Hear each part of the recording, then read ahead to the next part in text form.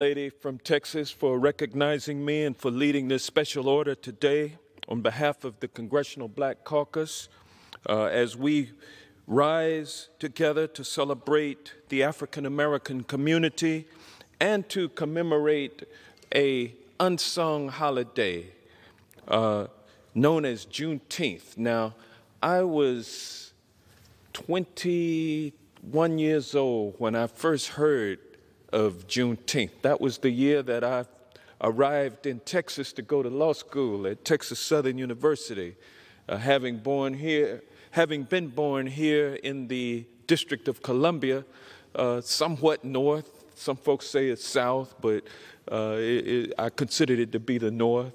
But now I accept it as being in the south. But back then, I didn't learn anything about Juneteenth, living here in Washington, D.C. Nor did I learn about it when I moved south to Atlanta at the age of 17. So the first time I heard was in Texas, and it was a joyful celebration, a joyful day. And but since I have left Texas and gone back to Georgia, we don't really celebrate Juneteenth in Georgia. Right now, this year, will constitute the first county in Georgia, it'll be my home county, DeKalb County, that will recognize and celebrate Juneteenth as a holiday. And it's a holiday that should be enjoyed by all of Americans, not just by black people, but by white people too, because you see, when one of us are in bondage, it means all of us are in bondage. When all of us are free is when we are truly free. And so Juneteenth marks the 156th celebration of the ending of slavery in this nation. And since then, we've made significant strides in the expansion of civil rights. We've outlawed segregation, integrated our schools, and done important work to increase access to the polls. Nonetheless, even 156 years later, America and the way her laws are applied remain biased against the black man. Our neighborhoods and our schools are still subject to de facto segregation, and schools with larger African American populations are unlikely to receive adequate funding and support. Our justice system is a continuation of this systemic bias. Under this guise of public protection, we arrest and forcibly confine African Americans 5 times as often as white Americans for the exact same crimes.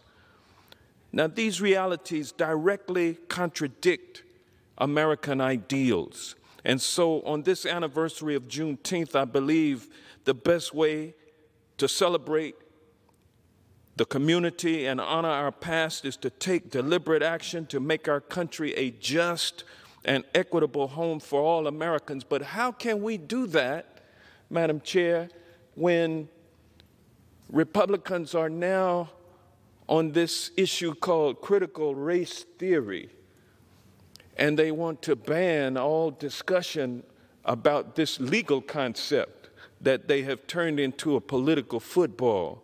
It was a legal concept that now has taken on some kind of a dastardly meaning. And the only thing it is first an acknowledgement that the vestiges of racism, the vestiges of slavery and racism still exist in this country, and discussion about how it impacts our current reality. That's all that we're talking about. We're talking about realizing history, celebrating history in the case of Juneteenth. We have a lot to celebrate, and all of us should celebrate, but we cannot do that unless we know what our history is. And my friends on the other side of the aisle are taking deliberate acts now to suppress it. I told you I just heard about it, when I was 21 years old. You know, we need our people to know about this. We need America to know about it, and we can all celebrate together, just like we do with all the other holidays like Thanksgiving, for instance. So, having said that, Madam Chair, I don't mean to be divisive, but I do want to speak truth, and with that, I will yield it back to the chair.